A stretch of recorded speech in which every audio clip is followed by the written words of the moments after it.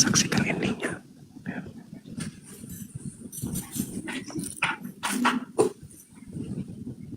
Ya, oke. Oke. Oke, Bang Juma. Ya. Baik, saya lanjut, Bang. Saya katakan bahwa dari 3 sesi pendeta saya ini tidak mengenal Yesus. Ketika ditanya, siapakah aku ini? Engkau adalah Mesias. Itu sudah menjawab itu, Bang. Berarti dia bukan Tuhan. Karena dia Mesias. Mesias itu bukan Tuhan. Mesias itu manusia yang diurapi Tuhan. Bukan Tuhan yang diurapi Tuhan. Dengan saudara saya membawa data itu kembali. Hidup kekal itu mengenal Yesus sebagai utusan Tuhan. Dia Mesias, dia utusan Tuhan. Mesias itu manusia yang diurapi Tuhan. Saul Mesias, Kristus Mesias, Kores Mesias, Harun, Daud, Salomo, semua itu adalah Mesias, bukan cuma Yesus. Jadi kalau dikatakan, siapa aku ini? Engkau adalah Mesias, anak Tuhan. Tak masalah. Coba Anda baca di dalam Keluaran 4 nomor 22. Tuhan sendiri yang mengaku, Israel adalah anakku. Anakku yang sulung. Apakah Israel, Yakub dalam hal ini adalah Tuhan? Tidak. Padahal dia anak Tuhan. Diakui langsung oleh Tuhan. Nah, untuk memahami itu, kenapa mereka orang ini disebut anak Tuhan? Amsal 3 nomor 11 nomor 12. Orang yang tekun mendengarkan didikan Tuhan, hamba yang tekun mendengarkan didikan Tuhan, itu sama seperti anak yang tekun mendengarkan didikan ayah. Makanya orang-orang Israel itu disebut anak-anak Tuhan, artinya hamba-hamba Tuhan. Kalau di Islam, orang yang dekat, orang yang intim, kekasih Allah. Kekasih bukan pacaran, tetapi orang yang intim, orang yang tunduk berserah diri. Yesus disebut anak Tuhan, berarti Yesus itu adalah hamba yang intim kepada Tuhannya, bukan Tuhan itu sendiri. Itu yang pertama. Kemudian yang kedua, yang Anda sebutkan tadi terkait dengan Yesus itu adalah Tuhan karena dia sudah dirancang. Aku ada sebelum ada dunia ini ada. Saudara saya lupa. Di dalam kitab Yeremia 29 nomor 11, segala sesuatu yang disebut damai sejahtera itu sudah dirancang lebih dulu. Jadi Yesus ini masuk dalam rancangan Tuhan. Dia sudah dirancang. Coba Anda baca Yohanes 1 nomor 14 itu. Dia sudah dirancang sebelum dunia ini ada untuk turun ke bumi menjadi juru selamat bagi kaumnya Bani Israel. Anda baca Yeremia 29:11 itu. Aku tahu rancanganku tentang kalian, rancangan damai sejahtera. Yesus sebagai Shalom, akulah juru selamat, Shalom. Dirancang Yesus itu untuk datang ke bumi. Makanya Yesus berdoa. Data yang saudara sajikan itu adalah data doa Yesus. Permuliakanlah aku sebagaimana kemuliaan yang kumiliki di kehadiratmu sebelum dunia ada. Sebelum dunia ada, kemuliaan itu sudah ada pada Tuhan. Kemuliaan yang ada pada Tuhan itu sudah disiapkan untuk Yesus. Bukan Yesus itu Tuhan. Kenapa saudara saya ini tidak menyentuh Salomo di Amsal 8? Sebelum langit digariskan, Salomo sudah ada di situ.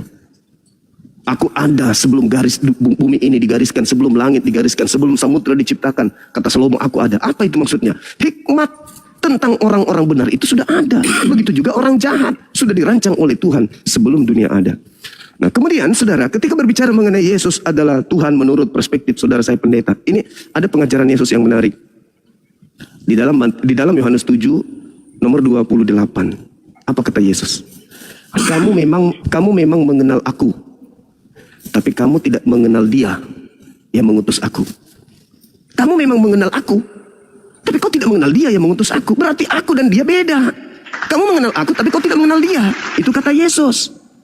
Itu kata Yesus. Makanya lagi-lagi kembali, hidup kekal itu cukup mengenal Yesus sebagai Rasul. Titik. Mengenal Yesus sebagai Rasul, mengenal Tuhannya Yesus sebagai satu-satunya Tuhan, tak ada yang lain. Maka kata Yesus, engkau memperoleh hidup yang kekal. Nah, saya ingin singkatkan pertanyaan saya, Pak Pendeta, karena kami seorang Muslim, kami percaya Yesus itu adalah Rasul utusan Tuhan.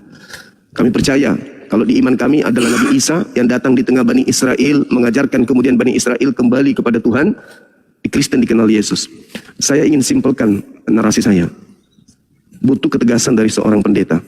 Menurut Yesus, hidup kekal itu diperoleh dengan cara mengenal dia sebagai utusan Tuhan atau mengenal dia sebagai Tuhan. Silakan.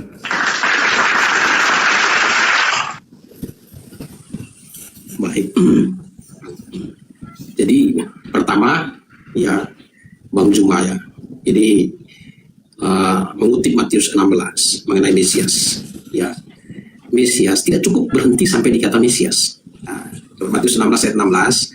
Maka jawab Simon Petrus, engkau adalah Mesias, anak Allah yang hidup. Jadi anak Allah. Bang Zuma sudah berusaha sekeras-kerasnya untuk menampilkan dalil bahwa anak Allah itu tidak harus jadi Allah. Ya, sekeras-keras. Tapi ada tindakan yang berbeda. Saksi peristiwa orang-orang Yahudi yang memahami konteks tentang keilahian dalam status keimanan mereka. Mereka menerima ketika seorang mendudukan posisinya sebagai anak Allah, dia menyamakan diri dengan Allah. Jadi dengan demikian kesaksian Bang Zuma, upaya keras Bang Zuma digugurkan oleh saksi mata, saksi iman, ya, itu orang-orang Yahudi. Nah, itu tadi saya tampilkan ayatnya. Yohanes 5. Ya, itu Yohanes 5. Tadi saya sudah tampilkan ayat 17-18. Tetapi ia berkata kepada mereka, Bapakku bekerja sampai sekarang, maka aku pun bekerja juga, anak. Sebab itu orang Yahudi telah lebih berusaha lagi untuk membunuhnya. Bukan saja karena ia meniadakan hari Sabat, tetapi juga karena ia mengatakan bahwa Allah adalah Bapaknya sendiri. Dan dengan demikian menyamakan dirinya dengan Allah. Nah, jadi Bang Zuma mungkin hanya memahami pernyataan yang eksplisit, tanpa memahami konteks peristiwa. Tidak melihat tindakan-tindakan dan lika-liku yang dilakukan Yesus. Sehingga Bang Zuma di dalam pemikiran yang terbatas, salah di dalam memahami siapakah Yesus. Karena tidak pernah berinteraksi langsung dengan Yesus. Sedangkan orang-orang Yahudi yang kontra dengan Yesus, memberi kesaksian bahwa Yesus menyamakan diri dengan Allah, anak Allah.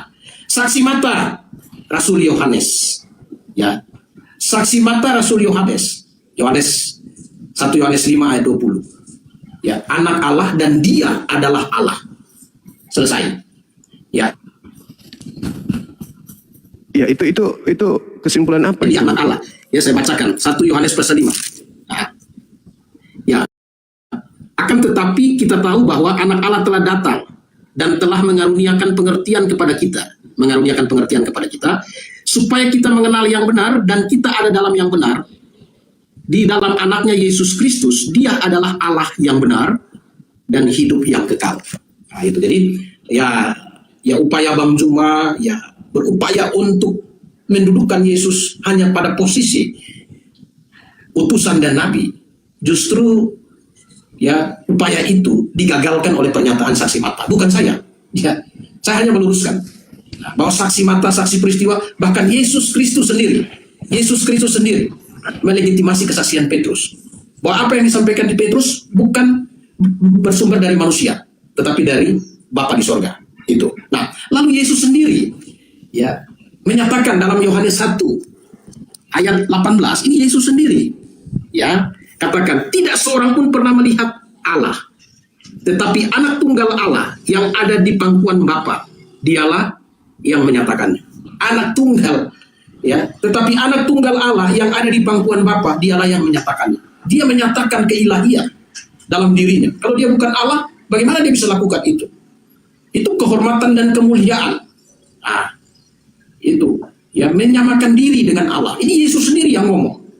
Ya, Yesus sendiri yang ngomong. Jadi upaya-upaya yang dilakukan oleh saudaraku Bang Zuma, ya, walaupun begitu keras, begitu sampai ambil di Amsal 8 ayat 22 mengenai hikmat, ya, Amsal 8 ayat 22 mengenai hikmat, berupaya untuk menghubung-hubungkan, memperkuat argumennya, tetapi tetap argumennya itu